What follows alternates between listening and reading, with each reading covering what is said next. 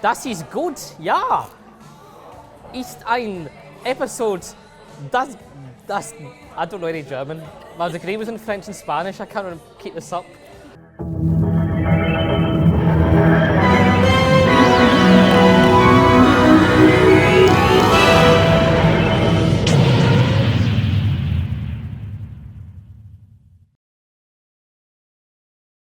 I'm honestly not 100% sure on where I stand on the Giggle. I thought it was really good up until a certain point. I didn't really like it that much.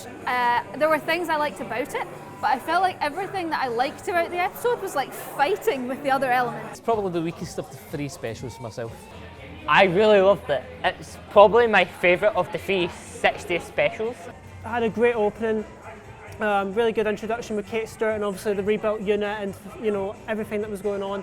I mean, it's for the 60th, so I mean, like, it's a great opportunity for us to wallow in nostalgia. 93 mailbag. It's always 93 mailbag. And Mel actually has something to do this time, which is great. I'm really into this thing that the toy maker did that it sort of subliminally tapped into the dark side of human nature. I actually had that idea for a short film myself, and I'm really intrigued by that. But then as soon as they introduced that element, it just f***ed off, and then all of a sudden we were back running through corridors. I love the John Logie Baird stuff, obviously, because I'm a huge admirer of John Logie Baird. Is my opinion. There's not enough statues of him in this country. My favourite part about it is easily Neil Patrick Harris as the toy maker. A great choice as actor for the role. You could just tell that Neil Patrick Harris is just having a lot of fun, like when he was playing about the different accents, and he was saying, well, that's all right then. I understand why, obviously, but the accent, I could have done without it. He should have just stopped with the German. Like, I had enough of that by about maybe half an hour in. He was good when he had scenes doing that plummy English accent when he's playing cards. They've done so much more of the character and realising what he has potential of and how he goes about and does these tricks and manipulating and all that. He could actually do anything that he's a bigger threat than you would believe. So like, he may not come across as scary, but he's a force to be reckoned with, really. It's really well done. He's now becoming one of my favourite Doctor Who villains of all time, possibly top 5. And the toy maker as a villain was probably the scariest villain for me in Doctor Who. I thought it really kind of encapsulated the kind of the certain surrealist aspects of how the toy maker works. The toy room, I suppose you'd call it, I thought was brilliant. The whole mind fuckery of it all, that's what I loved about it. The sticky dolls with Donna and their little rhymes was wonderful. That was a really creepy and well done sequence with Donna. Ugh. Like, that was I honestly cannot remember the last time Doctor Who left me downright unsettled. That was my favourite part of the entire episode, just purely because of the effects in it were so good. That's what I loved about it. Sticky Bill, the Sticky Babbies, all that was like very creepy, but I liked that it was done practically. So I liked the practicalness of it as well. I mean, what I love about it is they're obviously just going through the same corridor over and over, so it just shows you how Doctor Who's not really changed, and that's what I love. And I really did enjoy the Moonit number. So Spice Up Your Life, easily the funniest sequence of the whole episode. Absolutely loved it. Sorry, Master, but your Rasputin dance sequence just got put to shame. Because again, certain characters and villains are allowed to be that camp level, and I feel like the toy maker can be that level, but just keep that sinisterness and seriousness like at the same time, because that's what he was a great mix of. Seriousness, sinister, but a bit camp and just having fun, and that's what makes him so good. Maybe the toy maker was defeated a little too easily. I think the resolution in terms of how they resolved it with the toy maker was so weak. Like, as if he cannot know how to play a ball game. It felt quite contrived. I know a lot of people also said why I was playing ball games, but if you think about it, the first game was so complex. Why not make it something so simple that you can't win it as easy? It makes more sense. And just playing the first game ever invented, passing the ball, it didn't have to be anything else. That was perfect. The game of catch at the end, They did try to make it feel epic, but I felt for such a big epic episode, it was still good, but it was maybe the only thing that maybe let it down a bit. I thought it kind of deflated at that point because like you've got we're dealing with the toy maker. We had this villain, and all of a sudden it's like, oh, we're going to play catch. That's how we're going to solve this issue. Fold him up, put him in a wee box, and bury him at the bottom of a well. It's like so minimising, and then that's distracting from then the regeneration, and then distracting from the regeneration is the bi-generation, and distracting from that is the game of catch. It just kind of felt like all these elements for me were fighting with each other to the point where like I couldn't get really, really into any of them. The bi-generation. It's just a whole can of worms that didn't need to be there. I really hate it. I really, really hate it. I don't have a problem with it. It took a while for me to sort of for it to click with me. I will admit I was a bit confused at first, but then I was like, afterwards I was like, oh, okay, that's a cool way. I've come to realise it doesn't matter because we don't know what the Doctor is anymore anyway. Because we got all the time child stuff, it's adding that extra bit of lore, that bit of history to it. It's not taking anything away. As a one-time thing, I really do like it. It is different, it's refreshing, and I'm really happy that in the 60th we got a multi-Doctor story. I always think like a regeneration story should be about this is our new Doctor with a chance to shine, for a chance to shine, and they've got to share that moment with David Tennant. This is not a criticism on David Tennant or Ncuti Gatwa. I'm sure this was all cleared up before they filmed this, but he shouldn't have to share screen time with him. He's so good, he's so flamboyant and sweet and energetic and funny, and he's really going up there for me at the moment in terms of his character. The first Underpants Doctor as well, which is excellent. We also have the problem of how did 14 get back to get to 15, because there must be a loop somewhere, because it had to loop in order for that to happen. But where's that loop? I genuinely don't think I still understand this. I don't know if, like, David Tennant goes back to his home planet at the end of his natural life on Earth, and he suddenly just dissipates into little particles or whatever. I don't know how this resolves for this separated regeneration that we have. If the 14th Doctor, after bi-generated with the 15th, died, that's it.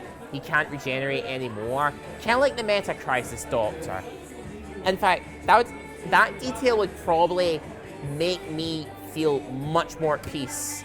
And I hope that detail gets revealed by Russell T Davies. Don't get me started on the two TARDISes. Too much. It's just too much. I honestly really loathed it. I like that as a one-time thing because they do get a prize. And the little nod to the wheelchair and stuff like that as well was nice. When they said suddenly the TARDIS is wheelchair accessible now, what I took from that, what I thought was the more significant implication, is that the TARDIS has not been wheelchair accessible before. I found that surprising. It's a sentient being. It should be able to put out a ramp for someone that needs it. And it's the fact that he alluded to the fact, or heavily implied, that every incarnation of the Doctor has bi-generated. And I'm like, no. Russell's saying that this happened previously, or his theory. I don't like that because we never saw it happen. The only time you can get away with it is season 6B with Troughton to Pertwee. It's the only time you can get away with it.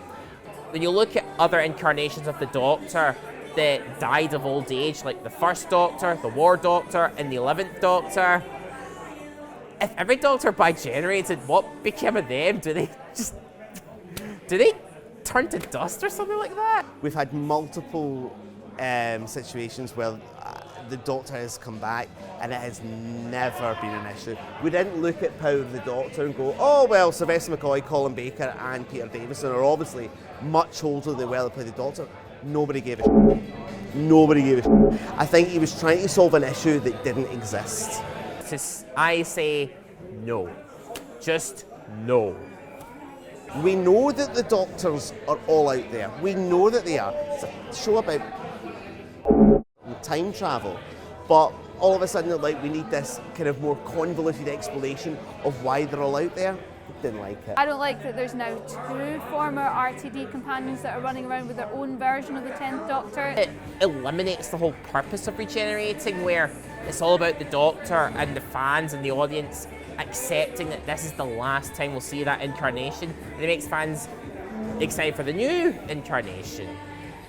Because Doctor Who is a show all about acceptance and change, and with bi-generation, it can, if it's implied that every other Doctor bi-generated, then it takes away that. 10 in Series 4 says death gives us size. One of the core aspects of the show is about change, that this is something that happens, that you need to accept it. Even though I'm not really the biggest fan of bi-generation as a whole, I do like moments of after the bi-generation happened, like the 14th and 15th Doctors working together to defeat the Toymaker, 5th Doctor helping him out mentally, and the 14th saying, I'm happy. Him hugging David and, you know, saying all the things we've seen and Lost, and, you know, mentioning all the characters, and Adric Logopoulos and Mavic Chen and Sarah Jane and all that. Really wonderful, beautiful scene. I quite like the familiar units that he has on Earth, by having Mel and having everyone around. Yeah, the Doctor's been through a lot over the past nearly 20 years. Yeah, I feel old. So I think when the new Doctor tells the old Doctor, you just gotta chill, like, you just gotta take it easy. And when the 14th Doctor said to Donna, I actually feel happy, I can see where that's coming from, as they were actually kind of building up to that throughout the previous 2 specials. But Mel, I was having a discussion about this with David Scott, and Mel, as welcome as it is to see her as an old companion, she wasn't the companion we probably should have had in that scene. If we were really trying to resolve a lot of the baggage and things that David Tennant's 10th Doctor had, Mel should have been Martha. Because when we think about, you know, how absolutely done dirty Martha was by David Tennant and his 10th Doctor, because the 10th Doctor was so forlorn about Rose and everything like this, that he just didn't care a toss about Martha. This 14th Doctor was more conciliatory. He was someone who cared more about Donna and everyone around him and tried to make amends. Imagine him making amends with Martha at last. That would have been wonderful to have seen, and Martha would have perfectly fit in where Mel was, and that was something I think we maybe missed on in the Giggle. It's weird to think that 14 is out there on their own now, like with a family, and, you know, with Mel and Donna and Sylvia. But again, I don't mind Rose as well. We didn't get that iconic thing of Ncuti's first scene with him playing centre stage. We didn't get to see Rose in the TARDIS for the first time. We didn't get to explore this thing of like a subliminal thing tapping into dark sides of human nature. It just feels a bit like we didn't really get to explore a lot of this stuff. It was really, really good. It was just up to that point. I'm frustrated that the potential of certain things was lost. However, I'm willing to let it go and just move on from it. Let's not get so wound up about it. I like that David Tennant's, the 14th Doctor kind of gets a happy ending in a way, whereas the last time he didn't. So, and also like that he was accepting as well. So, yeah, I didn't mind it, and it means we get 14's off having a happy family of life, and now 15 can go on crazy adventures, and I'm all for it.